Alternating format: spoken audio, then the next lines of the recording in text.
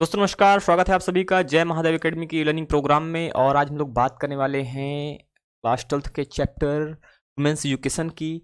और इसकी शुरुआत करने से पहले हम लोग शुरुआत करते हैं 4 पंक्तियों से कि अंधेरों को खा जाने के लिए काफ़ी हूँ, अंधेरों को खा जाने के लिए काफ़ी हूँ, मैं अकेला ही मुस्कुराने के लिए काफ़ी हूँ। और लाख उलझन हो मेरी जिंदगी में चाहे पर, लाख उलझन हो मेरी जिंदगी में चाहे पर, मैं दुनिया में छा जाने के लिए काफ़ी हूँ, मैं दुनिया में छा जाने के लिए काफ़ी हूँ। हाँ फ्रेंड्स, आज हम लोग बात करने वाले हैं वुमेन्स की, नारियों की। क्योंकि नारी के विषय में एक बात कही जाती है कि अगर नारी शिक्षित हो, नारी अगर ज्ञानवान हो, नारी गुणवान हो, तो नारी अकेले ही भारी पड़ती सब पे। एक नारी जो है, अगर उसके अंदर अच्छे गुण आ जाएं, सद्गुण आ जाएं, उसके अंदर विश्वास आ जाए, वो शिक्षित हो जाए, तो वो काफी ज्यादा भारी पड़ जाती है बड़े बड़े योद्धाओं पर भी। नारियों ने दुनिया में क्या नहीं किया, नारियों का इतिहास बहुत ही शानदार रहा है। नारियों ने देश को अंग्रेजों से मुक्त कराने में भी पूरा अहम योगदान दिया है। नारियों ने कंधे से कंधा मिलाकर पुरुषों के साथ हर स्थिति में, हर परिस्थिति में साथ दिया है। तो यहाँ पर नारियों की एजुकेशन की बात की जा रही, नारी शिक्षा की बात की जा रही है, वुमेन्स एजुकेशन की बात की जा रही है।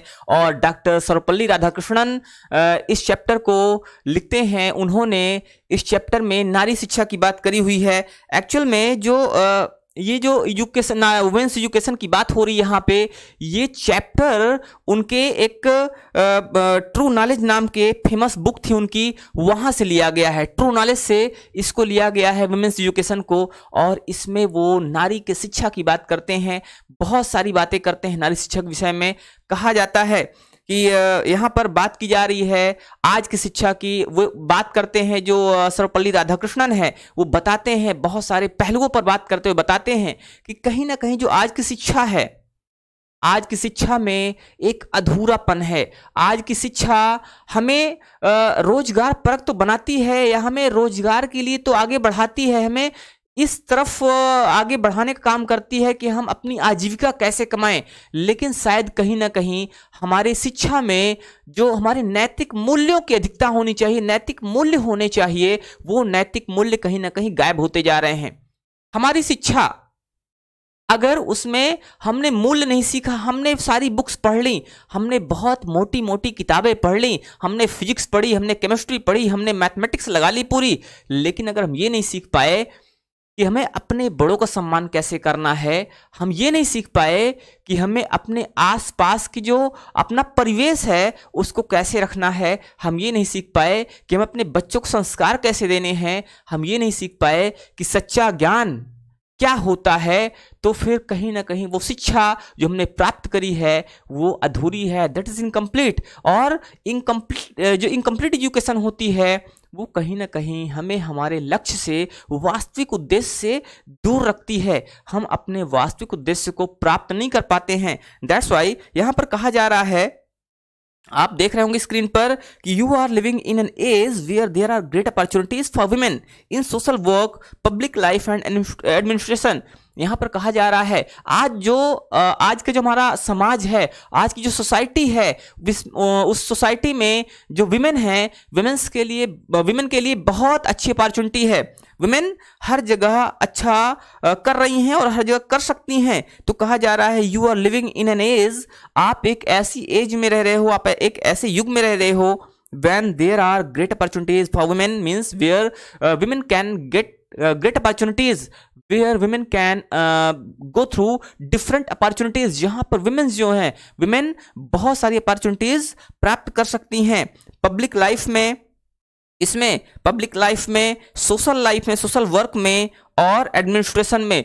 आज हम एक ऐसे युग में रह रहे हैं जहां पर विमेन पब्लिक लाइफ में, सोशल वर्क में और एडमिनिस्ट्रेशन में, मीन्स प्रशासन में बहुत सारी अपॉर्चुनिटीज प्राप्त करती हैं या प्राप्त कर सकती हैं। ठीक है, आगे कहा जा रहा है society requires women of disciplined minds and restrained manners. Society requires mean society को रिक्वायरमेंट है, there is a great requirement of women who are disciplined and have disciplined mind and restrained manners, जो restrained manners वाली हैं, जिनके जो manners हैं, तौर तरीके हैं, रिस्ट्रेंड हैं, ठीक है, और उनको उनका जो मस्तिष्क है वो डिसिप्लिन्ड है। तो आज सोसाइटी रिक्वायर्स विमेन, सोसाइटी को ऐसे विमेन की रिक्वायरमेंट है of disciplined mind, who are of disciplined mind and restrained manners and whose manners are very restrained. Whatever line of work you undertake, यहां पर क्या कहा जा रहा है, whatever line of work, आप कोई भी काम अंडरटेक करें, ठीक है, आप किसी भी क्षेत्र के काम करें, there is no foundation, there is not such a thing, which type of work do you adopt, there is not foundation of work, means which type of work are you adopting or you undertaking. So whatever line of work you undertake means whatever type of work do you undertake, you should bring it to an honest, means you should have honesty in your work. आपको अपने काम में honesty होनी चाहिए, disciplined mind and your mind should be disciplined. आपको अपने काम में honesty होनी चाहिए, you should have honesty towards your work, you should have honesty towards your purpose and you should be disciplined, your mind should be disciplined. You will then succeed and have the joy of your work. You will then succeed. यहां पर कहा जा रहा है, doctor जो सर्वपल्ली राधाकृष्णन हैं वो कहते हैं कि अगर ऐसा होता है तो क्या होगा, यू विल देन सक्सीड, तब आप सक्सीड होगे, and have the Joy of your work, and have the Joy, और आप आनंद प्राप्त करोगे, ऑफ योर वर्क, अपने कार्य का, और तब आप अपने काम का आनंद प्राप्त करोगे। अगर आपके काम में ईमानदारी है, आप ईमानदारी के साथ काम करते हैं, तो फिर आप अपने काम को सही ढंग से कर पाएंगे और उसमें आपको क्या मिलेगा, आपको एक आनंद मिलेगा और आप उसमें सफलता भी प्राप्त करेंगे। आगे क्या कहा जा रहा है, actually in our country education so far as girls education is concerned is not wide spread enough. अब बात की जा रही है यहां पे विमेन्स एजुकेशन की। विमेन एजुकेशन क्या है, जो नारियों की शिक्षा है वो क्या है और कहां तक ये पहुंच चुकी है, इसकी बात कर रहे हैं सर्वपल्ली राधाकृष्णन। तो कहते हैं एक्चुअली वास्तव में इन और कंट्री, हमारे देश में, वास्तव में हमारे देश में एजुकेशन, अगर शिक्षा की बात की जाए, if we talk about education, so in our country so far as girls education is concerned, as we talk या if we talk about girls education, so is not widespread enough, it is not widespread enough. If we talk about the education of girls, it is not widespread. अगर हम नारी शिक्षा की बात करते हैं, girls education की बात करते हैं, तो ये बहुत ज्यादा वाइड स्प्रेड नहीं है। So every institution which contributes to the education of girls is worthy of recognition and encouragement. So every education which is engaged in women's education, which is engaged in girls education should be honored. यहां पर कहा जा रहा है कि अगर कोई भी ऐसा इंस्टीट्यूशन है जिसको या जो किसी ना किसी तरह से गर्ल्स एजुकेशन में लगा हुआ है, तो इसको क्या किया जाना चाहिए, इसको रिकॉग्निशन मिलना चाहिए, इसको मान्यता मिलनी चाहिए और कहीं ना कहीं इसको एक अलग से सम्मान भी मिलना चाहिए, इसको इंकरेजमेंट मिलना चाहिए, इसको उत्साह इसका बढ़ाना चाहिए। तो कहा जा रहा है so every institution which contributes to the education of girls is worthy of recognition and encouragement, but लेकिन amongst us that the kind of education that is imparted must not only be broad but should also be deep. बहुत बड़ी बात कहते हैं यहाँ पे doctor Sarvepalli Radhakrishnan. वो कहते हैं कि जो आज की शिक्षा है वो शिक्षा सिर्फ ब्रॉड नहीं होनी चाहिए, it's not be broad but also deep, इसमें गहराई भी होनी चाहिए। सिर्फ ये नहीं कि हमने मोटी मोटी किताबें पढ़ ली, हमने तरह तरह की बातें पढ़ ली, बहुत सारी चीजें हमने पढ़ ली, but it doesn't have any depth. इसमें जो डीपनेस है, डेप्थ है, वो डेप्थ है ही नहीं। तो यहां पर वही चीज कहा जा रहा है, बट लेकिन I am concerned that the kind of education, the kind of education means the education which is being imparted to the student, to the women, तो ऐसी एजुकेशन जो कि विमेन को इंपार्ट की जा रही है, must not only be broad, it should not only be broad but also deep. ये केवल ब्रॉड ही नहीं होनी चाहिए, केवल बहुत विस्तृत नहीं होनी चाहिए, बल्कि ये थोड़ा सा डीप होनी चाहिए, इसमें गहनता होनी चाहिए, गहराई होना चाहिए। गहराई कैसी, विचारों की गहनता, इसमें जो नैतिकता है उसकी गहनता होनी चाहिए। तो इसमें क्या होना चाहिए, इसमें केवल ब्रॉडनेस नहीं होनी चाहिए बल्कि इसमें गहराई भी होनी चाहिए। आगे कहा जा रहा है we are lacking in depth, we are lacking in depth means there is a lack of depth in our education system. हमारे एजुकेशन सिस्टम में डेप्थ की लैक है। हमारा जो एजुकेशन सिस्टम है उसमें कहीं ना कहीं गहराई कमी है। We may become learned and skilled. After having education we may become learned and skilled. we can get skill, we can get learning, but there is a lack of depth. उसमें depth की कमी है। लेकिन यहां पर एक चीज देखिए और कहा जा रहा है, we may become learned and skilled means after getting education we may become learned and we may become skilled, but if we do not have some kind of purpose in our life, our lives themselves become blind। अगर हमारे जीवन में हम education प्राप्त कर सकते हैं, हम लर्नड हो सकते हैं, हम स्किल्ड हो सकते हैं, लेकिन if there is no purpose of life, if there is lack of purpose, ठीक है, अगर उद्देश्यों की कमी है तो हमारा जीवन कैसा हो जाएगा? और लाइफ विल बी ब्लाइंड। हमारा जीवन बिल्कुल ब्लाइंड हो जाएगा, विदाउट पर्पस हो जाएगा, पर्पसलेस हो जाएगा। तो यहां वही चीज कही जा रही है कि but if we do not have some kind of purpose in our life, अगर हमारे जीवन में किसी तरह का उद्देश्य नहीं है, our lives themselves become blind, blundering and bitter, तो हमारा जो जीवन है वो खुद ही ब्लाइंड हो जाता है और ब्लंडरिंग हो जाता है, एक बड़ी सी भूल। ब्लंडरिंग मीन्स बड़ी भूल एंड बिटर और कड़वा। So the outcome of our education will be blind, blundering and bitter. Whatever we have got through our education, that will have no result, that will have no outcome, उसका कोई outcome नहीं होगा। Why? Because we have not got the depth of the education। हमने education की depth को नहीं achieve किया है, नहीं पाया है। हमारे अंदर जो qualities आनी चाहिए थी, जो qualities develop करनी चाहिए थी, we have not got that particular thing। हमने उस particular चीज को पाया नहीं। That's why we can say that if we do not have some kind of purpose in our life, अगर हमारे जीवन में कुछ विशेष प्रकार का पर्पस नहीं होता है, कुछ पर्पस नहीं होता है, our lives themselves become blind, blundering and bitter, तो हमारा जो जीवन है, जो हमारी जो लाइफ है वो खुद ही ब्लाइंड हो जाती है, ब्लंडरिंग हो जाती है एंड बिटर और बिटर हो जाती है। अब आगे यहां पर कहा जा रहा है, यहां पर बड़ी बात कही जा रही है, किसकी? यहां पर गीता की एक बात कही जा रही है। गीता का एक छोटा सा यहां पर वर्ड यूज हुआ है, ठीक है, या उसको हम फ्रेज भी कह सकते हैं, हिंदी में इसको सूक्ति भी बोलते हैं। द गीता सेज व्योसात्मिका बुद्धिरेका, ठीक है, बुद्धि एका, व्यवसायात्मिका बुद्धि एका, बुद्धिरेका। इसमें ये संस्कृत का वर्ड है। इसमें कहा जाता है कि अगर हमारी बुद्धि में एकात्मता हो, हमारी बुद्धि जो है कहीं ना कहीं बिल्कुल सेंटर्ड हो, तो वो अच्छी मानी जाती है। तो उसकी बात यहाँ पर उन्होंने करी हुई है। For a truly cultured mind, for a truly for means क्योंकि अ ट्रूली कल्चर्ड माइंड, एक जो ट्रूली कल्चर्ड माइंड होता है, सचमुच सांस्कृतिक, जो संस्कृत वाला कल्चर्ड माइंड होता है, मतलब सभ्य जो माइंड होता है, मस्तिष्क होता है, क्योंकि एक वास्तविक सभ्य दिमाग, there is a single mindedness. तो उसमें क्या होता है? सिंगल माइंडेडनेस होती है। सिंगल माइंडेडनेस मीन्स होता है एकाग्रता होती है, ठीक है, और dedication to a single purpose, और सिंगल पर्पस के लिए डेडिकेशन होती है। If we are single minded then it is obvious that we will be dedicated to a single purpose. हम अगर सिंगल माइंडेड हैं तो हम सिंगल पर्पस के प्रति डेडिकेटेड होंगे। But if we have many more things in our mind that we should achieve this, we should achieve this, we should do this and we should also do this, तो क्या होगा? वहां पे जो singleness of purpose है कहीं ना कहीं वो खत्म हो जाएगी, और हम अपने जो हमारा जो उद्देश्य है, जो हमारा पर्पस है, वो हम अचीव नहीं कर पाएंगे, हम पूरा नहीं कर पाएंगे।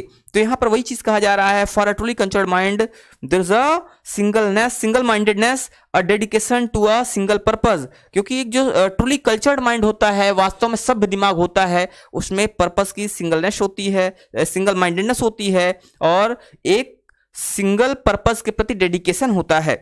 फॉर द अनकल्चर्ड माइंड, और एक जो अनकल्चर्ड माइंड होता है, एक जो असभ्य मस्तिष्क होता है, means mind which is not much more educated, जो बहुत ज्यादा एजुकेटेड नहीं है, तो उसमें क्या होता है? The whole life is scattered in many directions. The whole life, जो पूरा जीवन है, इज स्कैटर्ड, वो बिखरा होता है, इन मेनी डायरेक्शंस, बहुत सारी दिशाओं में, कई दिशाओं में। जिसमें माइंडेडनेस जो सिंगल माइंडेडनेस नहीं होती है और पर्पज के प्रति डेडिकेशन नहीं होता है, डेडिकेशन टू पर्पज या डेडिकेशन टुवर्ड्स पर्पज नहीं होता है, तो उसमें क्या होता है, एक स्कैटरिंग होती है, एक बिखराव होता है। ठीक है, तो वहां पर जो लाइफ होती है, होल लाइफ इज स्कैटर्ड, पूरी लाइफ बिखर जाती है इन मेनी डायरेक्शंस, कई दिशाओं में। बहुशाखा, ध्यान क्या कहा जा रहा है यहाँ पे, बहुशाखा ह्यानांत हिनांताष्टका। ठीक है, या संस्कृत का वर्ड ये भी है, ये गीता का वर्ड ये भी है। तो इसमें कहा जा रहा है कि अगर बहुत शाखाएं हैं, बहुत सारी शाखाएं हैं, मेनी डायरेक्शंस में बहुत सारी शाखाएं स्कैटर्ड हैं, तो उसमें क्या होता है, कहीं ना कहीं जो सिंगलनेस ऑफ पर्पज है वो खत्म हो जाती है। Therefore it is essential that the education which you acquire in these institutions should give you not merely learning and skill but endo you with a definite purpose in life. यहां पर एक चीज, बड़ी बात यहां पर यह है, कहा जा रहा है कि जो एजुकेशन आपको दी जा रही है, whatever education are you getting this days, are you acquiring, are you achieving this days, आप जो भी एजुकेशन इन दिनों प्राप्त कर रहे हो, means education which is being important to the students this days, जो भी एजुकेशन आज की डेट में स्टूडेंट्स को दी जा रही है वो क्या नहीं होनी चाहिए, वहां पर सिर्फ ऐसी चीज नहीं होनी चाहिए कि आपको केवल लर्निंग और स्किल दी जा रही है, इसमें सिर्फ लर्निंग और स्किल नहीं होनी चाहिए। It should not impart only learning and skill to the students but also definite purpose in life, बल्कि इसमें जीवन का एक विशेष उद्देश्य भी होना चाहिए। तो यहां पर कहा जा रहा है देयरफॉर इट इज एसेंशियल, ये आवश्यक है दैट कि द एजुकेशन, शिक्षा विच यू एक्वायर, जो आप प्राप्त करते हो in these institutions, in institutions में जो भी शिक्षा आप इन इंस्टीट्यूशंस में प्राप्त करते हो, should give you not merely learning and skill, उसे केवल आपको लर्निंग और स्किल ही नहीं देना चाहिए, but Indo you with a definite purpose in life, बल्कि आपको जीवन का एक विशेष उद्देश्य, एक निश्चित उद्देश्य भी देना चाहिए। अगर जीवन में आपको उद्देश्य नहीं मिला तो आपकी शिक्षा किसी काम में नहीं आएगी।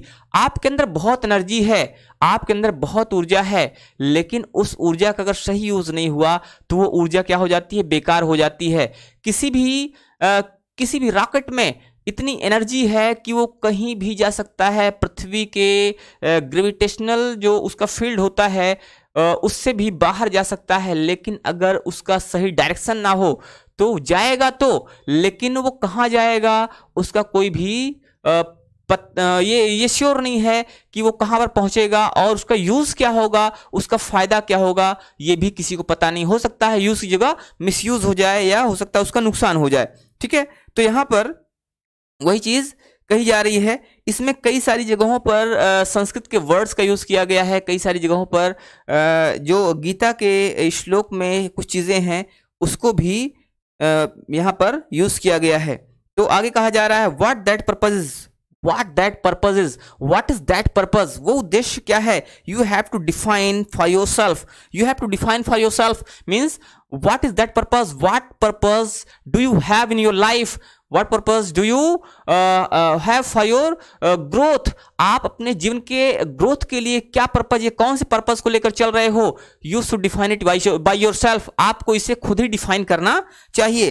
तो यहां पर वही चीज कही जा रही है, you have to define for yourself, आपको इसे खुद ही डिफाइन करना है। It is said that vidya gives you viveka, it is said, ऐसा कहा जाता है कि विद्या गिव्स यू विवेका, विद्या आपको क्या देती है, विवेक देती है।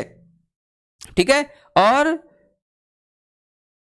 आगे कहा जा रहा है विमर स्वरूपणी विद्या, और जो विमर्श रूपणी विद्या, विमर्श रूपणी, यहां पर कहा जा रहा है कि जो विद्या है, कहा जाता है संस्कृत में एक श्लोक आता है, विद्या ददाति विनयम, विनयम ददाति पात्रताम, पात्रत्वाद धनम आपनोति यथा धनम तथा सुखम, ऐसे करके एक श्लोक आता है। तो कुछ वही चीज यहां पर है कि इट इज सेड, ऐसा कहा जाता है that vidya gives you viveka, विद्या आपको क्या देती है, विवेक देती है। और vimarsha rupini vidya gives you a sense of what is right and helps you to avoid what is wrong. और जो विमर्श रूपणी, विमर्श कहते हैं ना विचार विमर्श, विचार विमर्श, तो वैसे ही यहां पर है जो विमर्श रूपणी विद्या होती है, ये क्या करती है, गिव्स यू अ सेंस एक आपको सेंस देती है of what is right and helps you to avoid what is wrong. ये आपको एक सेंस देती है, आपको एक सूझ देती है, सोचने की शक्ति देती है कि व्हाट इज राइट, क्या सही है, and gives you a sense to avoid what is wrong. और आपको ये एक सेंस देती है, एक ऐसी सूझ देती है जिससे आप ये चीज जान पाते हो कि व्हाट इज रॉन्ग, आप उसको अवॉइड कर पाते हो जो गलत होता है। ठीक है, यू मस्ट ट्राई, आपको कोशिश करनी चाहिए। Therefore you must try to find out what is required of you in this generation. Therefore it is said by Dr. Rajendra Prasad that you should acquire all those things which is required for this generation. You should first of all you should try to trace out which thing is required and then after that you should fulfill it. आपको इसको fulfill करना चाहिए। तो यहाँ पर वही चीज उन्होंने कहा कि विमर्श रूपी विद्या जो है वो आपको सेंस देती है कि आप कहीं ना कहीं अंतर कर पाओ क्या सही है और क्या गलत है। You must try therefore you must try to find out, आपको पता लगाने की कोशिश करनी चाहिए what is required of you, कि आपको किसकी जरूरत है इन दिस जनरेशन, इस जनरेशन में आपको इस जनरेशन में किसकी जरूरत है। आप सिर्फ वो जो स्किल वाली और लर्निंग वाली शिक्षा है आपको सिर्फ उसकी जरूरत है, या कोई और चीज भी है जिसकी आपको जरूरत है। आपको पर्पस के सिंगलनेस की जरूरत है कि नहीं है, आपको विमर्श रूपी विद्या की, क्योंकि आप जो भी एजुकेशन आपने पाया है, आपको जो इंस्टीट्यूशंस ने एजुकेशन दिया है, आपको जो लर्निंग और स्किल दिया है, उसमें आपको ये सिंगलनेस ऑफ पर्पस और जो विमर्श रूपी विद्या है जिससे कि आप अवॉइड कर सको रॉन्ग थिंग्स को और आप अडॉप्ट कर सको राइट थिंग्स को, ये चीजें आपको मिली हैं कि नहीं मिली हैं, आपको ये चीज सोचना पड़ेगा। और आपको किसकी जरूरत है, आपको इस चीज पर भी विचार करना पड़ेगा। A purpose which held good centuries ago may not hold good today in view of rapidly changing conditions of our country and of the world. यहां पर कहा जा रहा है कि पहले जो चीजें थी, यहां कहा जा रहा है कि a purpose which held good centuries ago means purpose which were good centuries ago, ऐसे पर्पस जो centuries ago before hundreds of years which were good, which were major to be good, जिन्हें अच्छा माना जाता था, may not hold good today, this may not prove to be good today.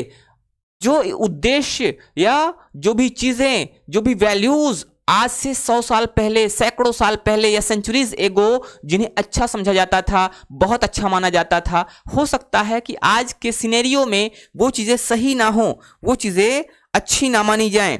ठीक है, इन view of the rapidly changing conditions, आज की rapidly changing conditions में बहुत तेजी से बदलते हुए जो कंडीशन है आज की, उसके परिप्रेक्ष्य में अगर देखा जाए तो हो सकता है वो चीजें अच्छी ना मानी जाएं। ऑफ आवर कंट्री, हमारे देश की, एंड और ऑफ द वर्ल्ड, और संसार की तेजी से बदलती हुई स्थिति में पहले की जो चीजें थी, पहले की अच्छी चीजें भले ही आज अच्छी ना मानी जाएं। तो आपको ये चीज खुद सोचना पड़ेगा कि आज की जनरेशन के लिए क्या चीजें रिक्वायर्ड हैं, अर्थात किस चीज से आज की जनरेशन बेहतर कर सकती है, बेहतर हो सकती है। So the purpose so means इसलिए द पर्पस, उद्देश्य, विच मीन्स जिसे यू अडॉप्ट, आप अडॉप्ट करते हो, इसलिए वो उद्देश्य जिसे आप अडॉप्ट करते हो इन योर लाइफ, अपने जीवन में, मस्ट बी अडॉप्टेड, उसे अडॉप्ट किया जाना चाहिए टू द रिलेवेंट नीड्स, जरूरत की चीजों को, आवश्यक चीजों के लिए, ऑफ द प्रेजेंट जनरेशन, आज की जनरेशन के। और इसलिए जो भी चीजें आप अडॉप्ट करते हो, जो भी चीजें आप अपनी लाइफ में अडॉप्ट करते हो, उसे आज की जनरेशन के हिसाब से उचित रूप में अडॉप्ट किया जाना चाहिए। अर्थात आज की जनरेशन को जो रिक्वायरमेंट है, आज की जनरेशन को जो नीड है, उसके लिए या उसके हिसाब से अडॉप्ट किया जाना चाहिए।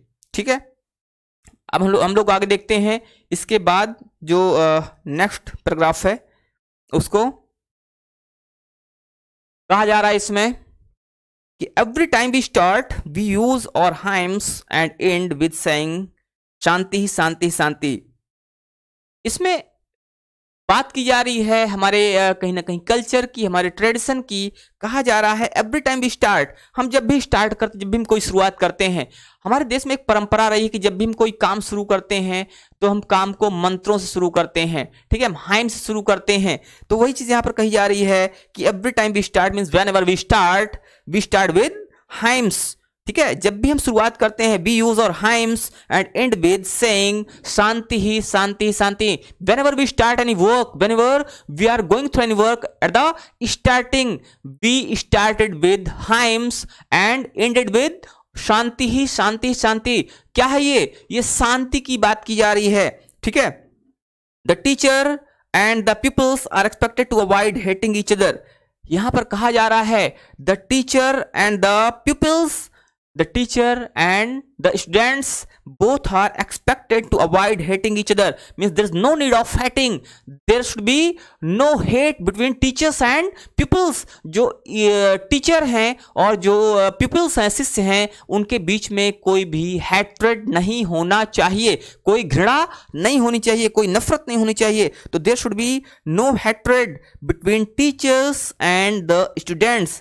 ठीक है, तो यहां पर वही चीज कही गई है। आगे कहा जा रहा है compassion, daya is the quality which is more characteristic of women than of men. अब यहां पर फिर से विमेन की बात की जा रही है। विमेन जिनके अंदर दया का गुण होता है, जिनके अंदर दया का गुण पुरुषों की अपेक्षा, मेन की अपेक्षा ज्यादा होता है, यहां पर उसकी बात की जा रही। Compassion, Daya, compassion which is Daya, compassion मतलब होता है दया।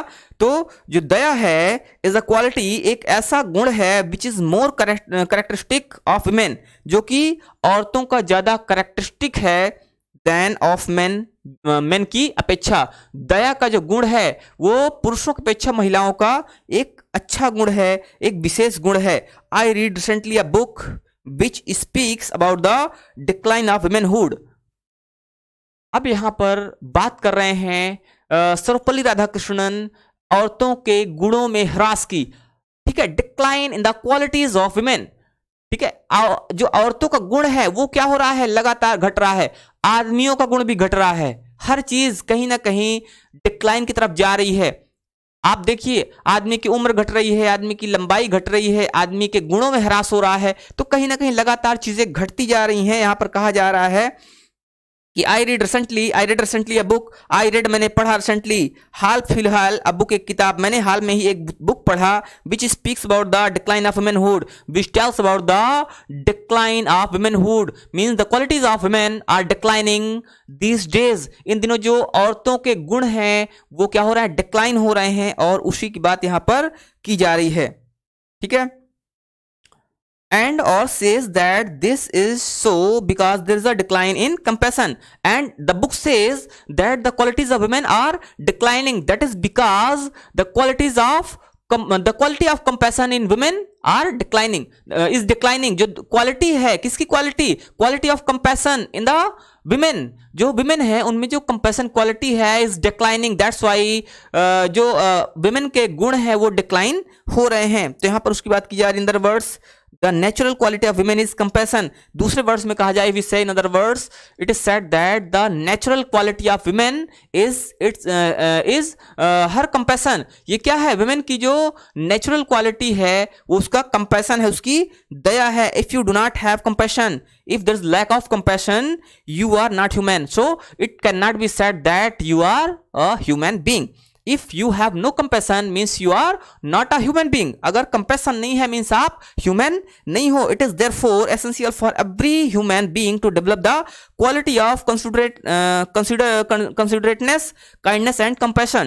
तो आगे कहा जा रहा है it is therefore essential, therefore it is essential, it can be said that it is essential for human being to have the quality or characteristics of considerateness, kindness and compassion। means if you are a human being you should have these qualities, compassion, considerateness and kindness। these qualities are very essential for being a human being, because if these qualities are not in your heart then there will be no difference between you and the wild beast। आपके बीच में और जंगली जानवरों के बीच में अगर आपके अंदर ये क्वालिटीज नहीं है, अगर आप ह्यूमन बीइंग हैं, आपके अंदर दया, सद्भावना, ये सारी चीजें नहीं है, तो आप में और उस जंगली जानवर में कोई फर्क नहीं रहेगा, क्योंकि दया उसके अंदर भी नहीं होती है। तो बहुत जरूरी है कि आपके अंदर दया हो। ठीक है, ये सारे भाव हों। Without this qualities we are only human animals. यहां पर जो सर्वपल्ली राधाकृष्णन है वो कह रहे हैं कि if you don't have this qualities So you cannot be said a human being. You can only be said a human animal. तो आपको केवल मानव के रूप में जानवर कहा जा सकता है. It cannot be said, yeah, you cannot be considered as a human being. आपको मानव नहीं कहा जा सकता. नर पशु, you can be said नर पशु, human animals. ठीक है. Not more than that, and you are not more than that. You cannot be said more than a human animal. नर पशु, आप एक नर पशु से ज्यादा कुछ नहीं समझे जाएंगे. आप एक नर पशु से ज्यादा कुछ भी नहीं है. आप केवल एक नर पशु हैं. ठीक है. देख लेते हैं इसके बाद आगे. आगे कहा जा रहा है, फिर से बात की जा रही है भगवद गीता के कुछ शब्दों की, और यहां पर कहा जा रहा है कि there is a famous verse which tells us संसारा विष वृक्षा. क्या कहा जा रहा है? कहा जा रहा है कि संसारा विष वृक्षा. There is a famous verse, एक फेमस वर्स है विच टेल्स अस. अच्छा, ये फेमस वर्स की बात हो रही है. It is famous verse which says संसारा विष वृक्षा means the whole world is a tree of poison. ठीक है, poisonous tree you can say. So there is a famous verse which tells us, there is famous poem which tells us, जो हमें बताती है कि संसारा विष वृक्षा, जो संसार है वो विष का वृक्ष है, विष का पेड़ है, जहर का पेड़ है. संसार जो है वो बिल्कुल वैसा है जैसे जहर का पेड़ होता है. इन दिस इम्परफेक्ट वर्ड संसार, इन दिस इम्परफेक्ट वर्ड, ये जो वर्ड है दैट इज इम्परफेक्ट, ये जो वर्ड है वो इम्परफेक्ट है. And in this imperfect world, in this imperfect संसार, there are two fruits of inimitable quality.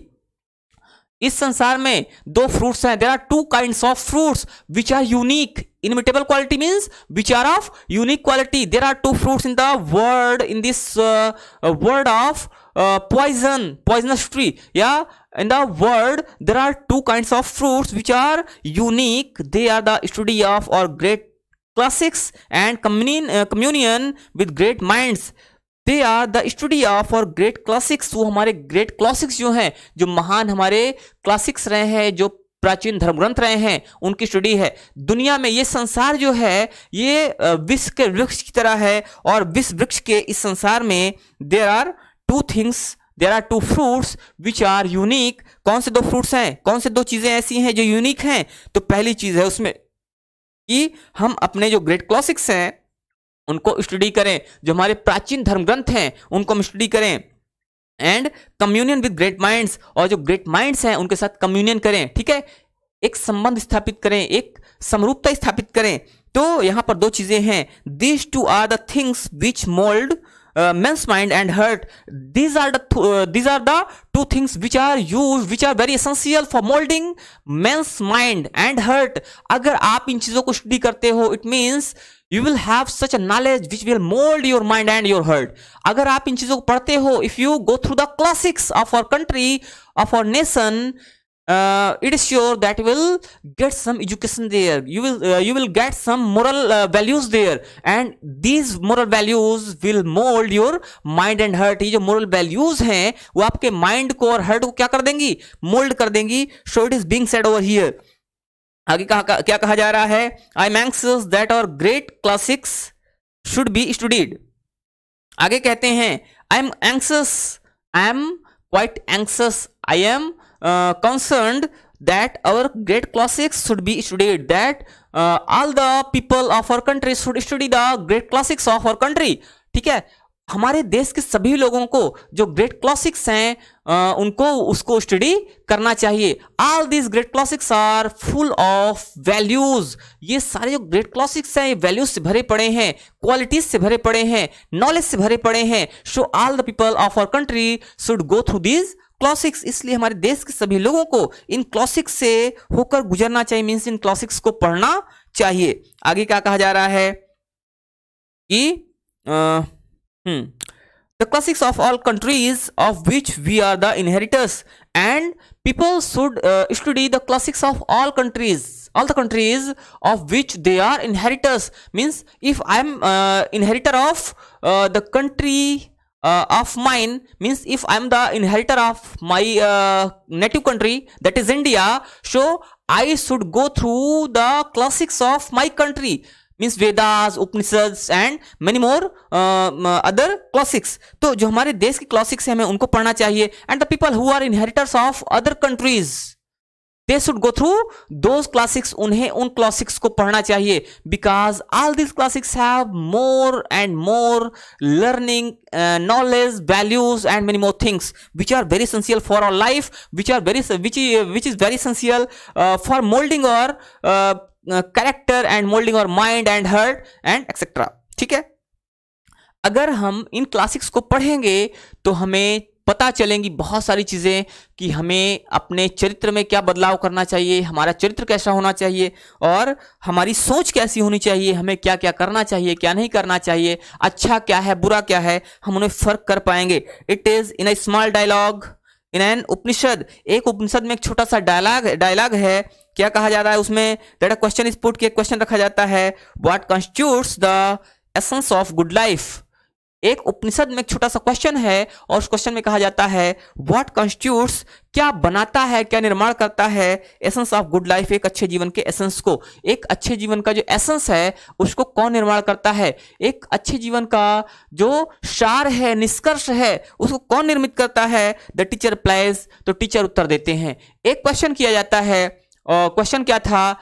Student ने क्वेश्चन किया कि अच्छे जीवन का निर्माण क्या करता है या कौन करता है। ठीक है, तो टीचर ने उत्तर दिया, उन्होंने कहा, हाँ, द टीचर रिप्लाइज, टीचर उत्तर देते हैं, didn't you hear the answer, didn't you hear the answer, are you really sure that you have not heard the answer, क्या आप श्योर हो that you have not heard the answer, क्या आपने उत्तर नहीं सुना है? There was a thunder clap, एक गर्जन होता, थंडर क्लैप होती है, दा दा दा एंड द वॉइस सेज दा दा दा, थंडर क्लैप होती है और फिर आवाज आती है दा दा दा। इमीडिएटली द टीचर एक्सप्लेन्ड, तुरंत टीचर ने उत्तर दिया, immediately the teacher explained the दा दा दा द वर्ड्स। ठीक है, क्या कहा उन्होंने? This were the essence of good life, means these are the words which are essence of good life. यही चीजें हैं जो अच्छे जीवन के एसेंस हैं, यही चीजें हैं जो कहीं ना कहीं अच्छे जीवन का सार हैं।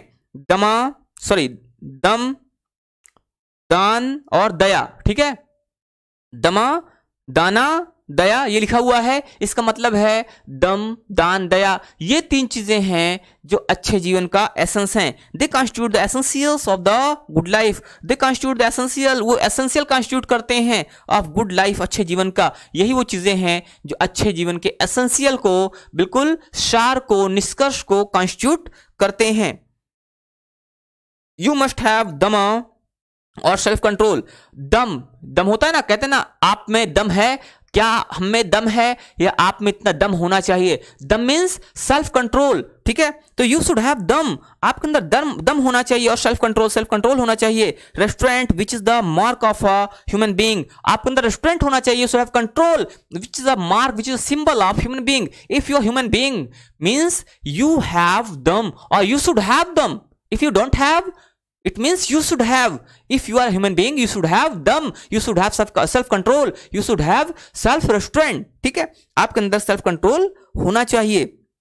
आगे कहा जा रहा है in the Ramayana, when Lakshman sets out for the forest.